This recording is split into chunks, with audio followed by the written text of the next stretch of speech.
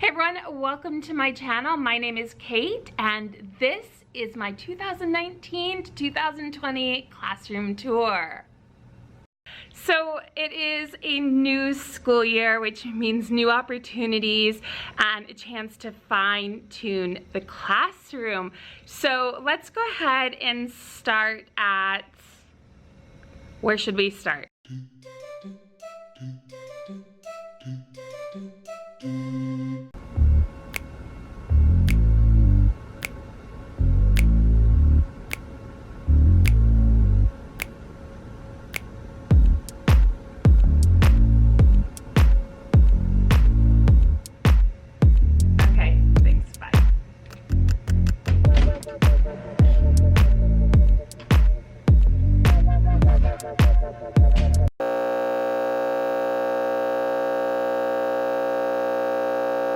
Funny story alert. Okay, I hope you're still here because this is a good one. So I used to always house my phone over there because students do not know how to answer a phone. They don't know how to use a landline. Anyway, it's too much hassle to have it over there. But so one time I had this student and her job was operator. Phone rings, she goes to get it and she picks it up like this. I'm not even kidding. And then she starts looking around like indignantly. She was like, excuse me? And then she goes, hello? Hello? Hello? And I was like, you have to lower it. She goes, oh.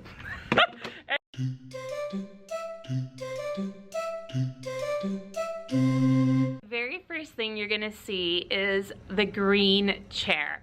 Now, I've had those chairs for a very long time. I have no idea where they came from. They belong to the school, and I've had them usually in the back of the classroom where kids could sit in them. But this year I moved one up front, and that's because when I'm working in small group, I don't really want to have to sit on the floor, you guys. Like, sitting on the floor is not ideal when you wear a dress, okay? So I have that chair. Obviously, when I'm not using that chair, any kid can move the chair to where they want. Hopefully they'll kind of keep it like in this area versus like lugging them to the back, because I already have some in the back. So that's something I'll just kind of have to tell the kids about. But so that's why I put that chair there. Now, if you saw my classroom tour video from last year, you know that I had a little tiny table up front. And honestly, it was kind of in the way. So I got rid of that. I've moved it outside, so if people want to work outside or it's too loud, like when we're doing group work, it is outside. Now, the next thing that you're gonna see are these lamps. Both lamps are from IKEA, and they're gonna run you about $17 a pop. They're made out of paper, so really pay attention to how it's set up so you know, so you don't like bust it because it will break easily. Why do I spend so much money on lamps and lights? So in my classroom, to get our Promethean board to work, or for the kids to be able to see it, the lights have to be off. So it can get pretty dark because I also leave the windows down typically because there's a lot of action that happens outside and it's very distracting for the kids. So I need a lot of light.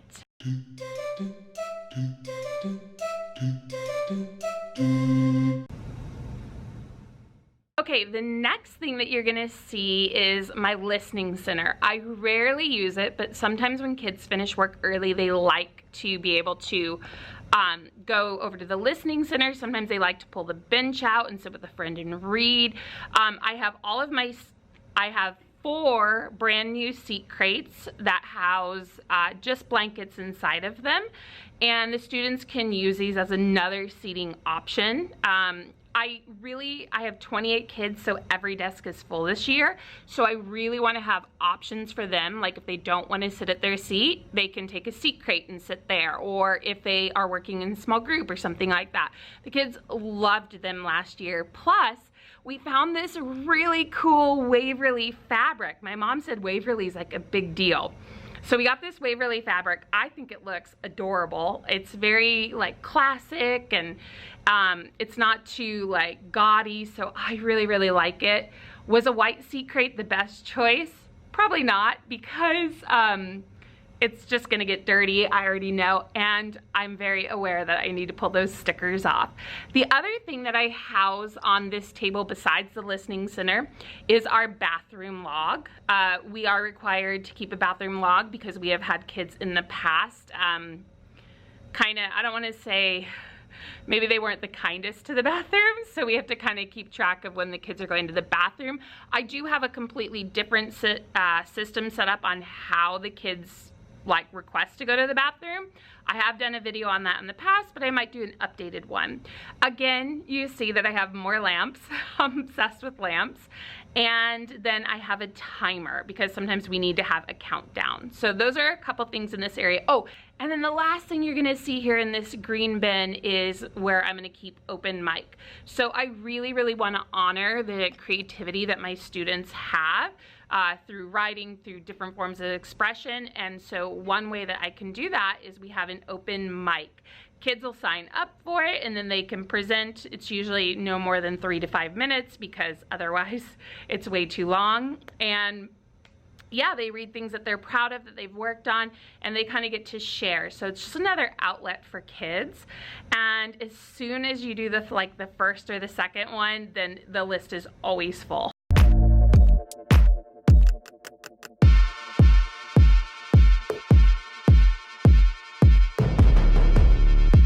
All right, student desks. So in here, I actually have 6 groups.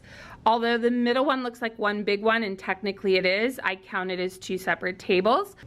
I like the students to have their planners on their desk so I can check in their reading or any notes or something like this the parents might have left me.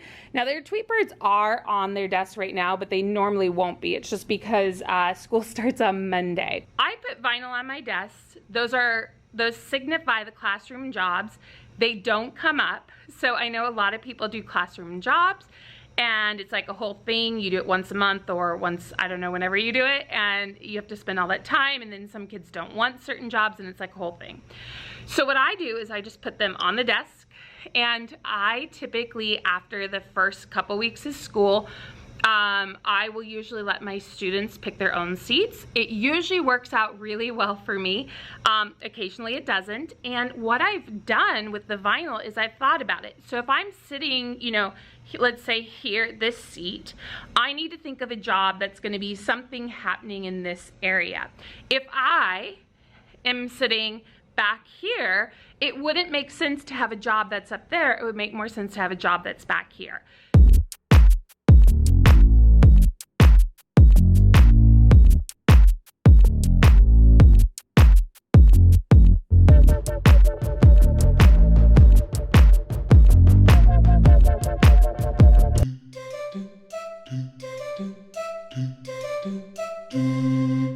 So in this first box here, when the kids, so their job is to, as a class, try to spell a specific word. And when they do that, then we write the letter here. And that reminds me that they have a reward coming.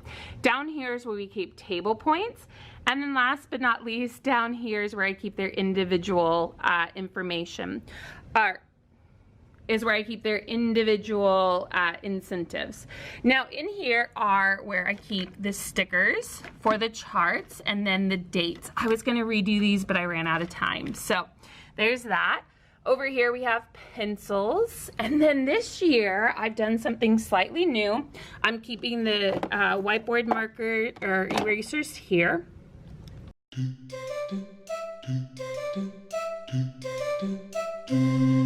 Okay, so we're in the back section, which actually is one of the areas in my classroom that gets the messiest. So I'm working really, really hard this year to make sure that doesn't happen. One of the first things that you're gonna notice is the computer cart. I do house it back here. There is not an electrical area near here, so I do have to pull it out when I wanna charge the computers, but that's not really an issue. I also have over here just books that don't fit into my reading bench. There's just only so much space, so I did leave some books back here. They're more like informational, mystery, things like that. I survived those kinds of things. Everybody needs a book hospital.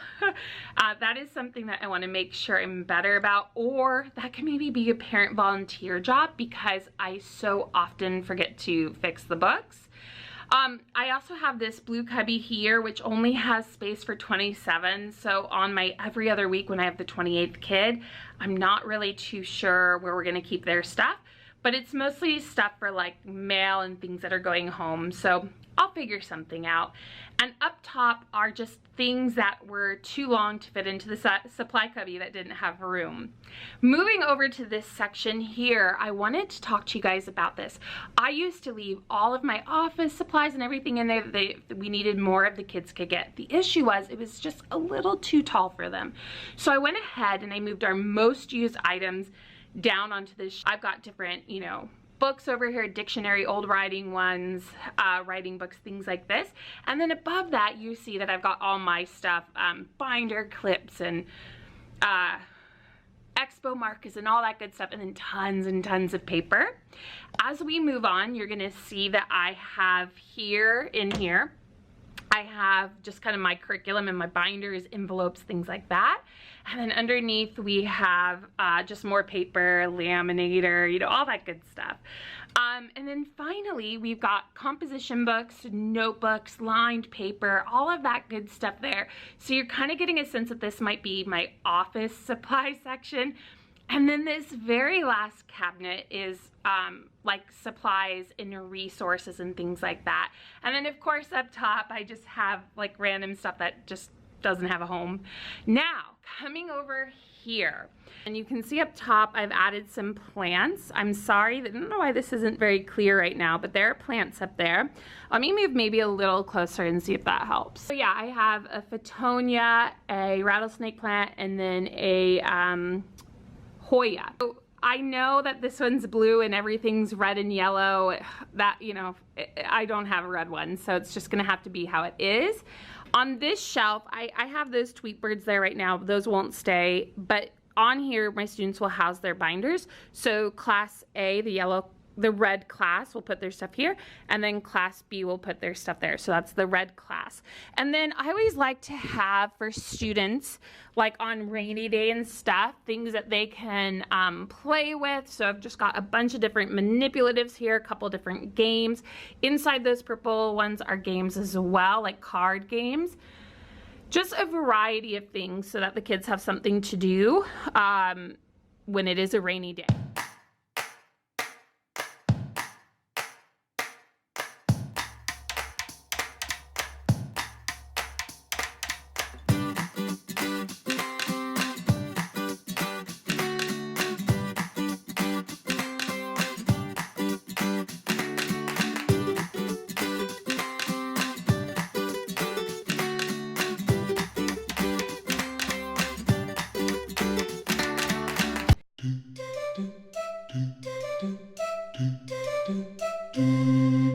And then my co-worker, her husband actually made this for me. The kids love sitting on here. And in each little space, there are different like books. I used to try to level books and everything, but in all reality, I just group them. Like I have a Judy Moody bin, I've got Magic Tree House, I've got books about boys, graphic novels, old student books, fairy books, you know, so I do it more by like category versus level. And then up here I've got my Harry Potter and Lemony Snicket. All right, student desks. So in here I actually have 6 groups. Although the middle one looks like one big one, and technically it is, I count it as 2 separate tables. I like the students to have their planners on their desk so I can check in their reading or any notes or something like this the parents might have left me.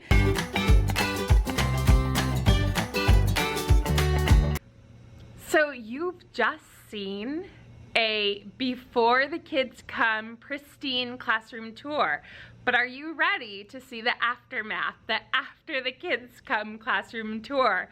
Are you ready? Here it comes.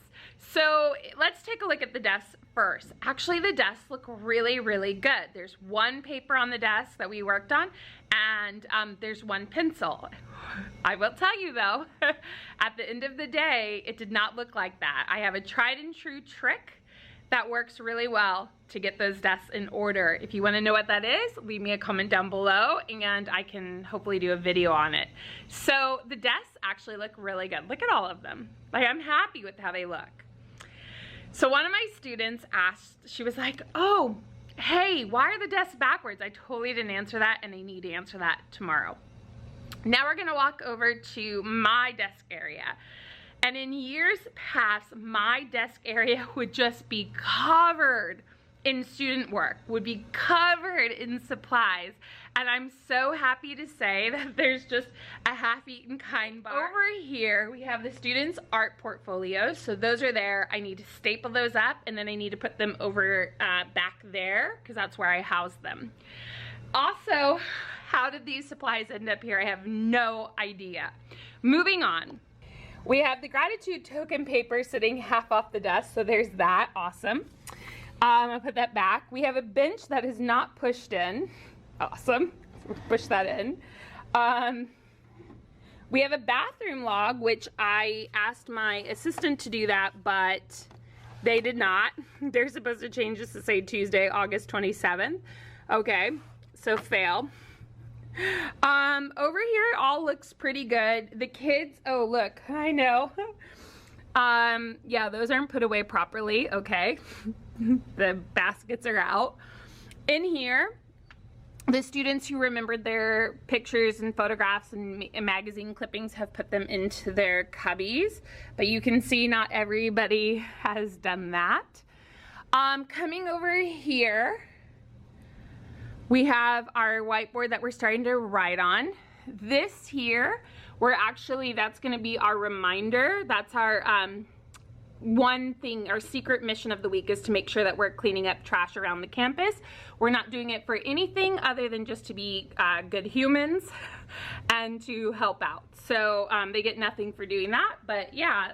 Now look at this. Like, what? Okay, hi, hello. You guys. I put this in the oranges, and why is this blue upside down? All the colored pencils are upside down. Yeah, overall, I mean, look at the crayons. Okay, they've seen better days. Okay, moving on. We have trash on the floor, so we need to work on getting trash out. We have bags left behind. Yeah, we've got boxes and all kinds of stuff just like lying around. But other than that, other than all the trash on the floor, it looks pretty good. Hi, more trash on the ground. Yeah, fantastic. A little more trash over there. My desk still looks great. All of this looks pretty good. Random Expo markers, okay. Hi, what's going on here with the paper towels? I don't know.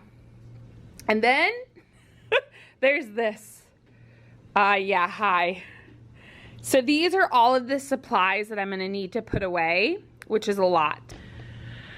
So that's a lot of supplies to put away, and I am not gonna get it all put away today, but that's kind of the reality of what it's like on the first day of school. It's just, there's a lot. There is a lot. So I'll be working on putting those things away throughout the week and opening up those seat crates for the kids to use.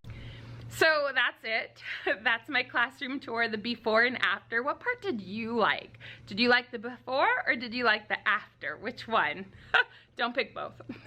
You gotta pick one or the other. Anyway, I just wanted to do something different because I feel like I've always done like the regular classroom tour before the kids come. So I just wanted to give you a dose of reality. And I don't know who came up with this idea.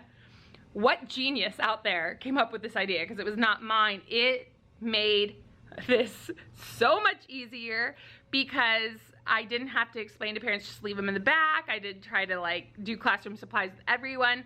So while the kids were working, I was able to call them up. The only things that I really absolutely need the kids to bring are their binders with the dividers inside and the composition books.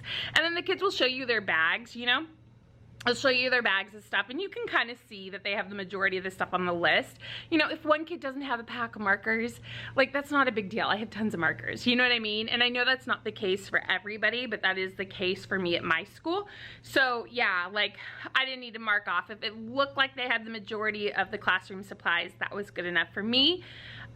Yeah, so any kid that didn't have it, I went ahead and just highlighted the supply list of like, hey, you still need to bring this. So that is it. If you liked this video or you appreciate that I did something slightly different than the norm, give it a big thumbs up.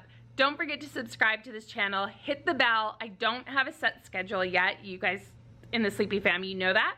But I upload at 4 p.m. So definitely hit the bell, because otherwise you're not gonna know when I have a new video coming out. And of course, the final thing that I want to say is, if you liked any part of this video, if you share it out on your social media, you can hashtag it, I'm the Sleepy Teacher Today, and I will repost. Anyway, you guys, I hope you loved it, and I will see you guys soon.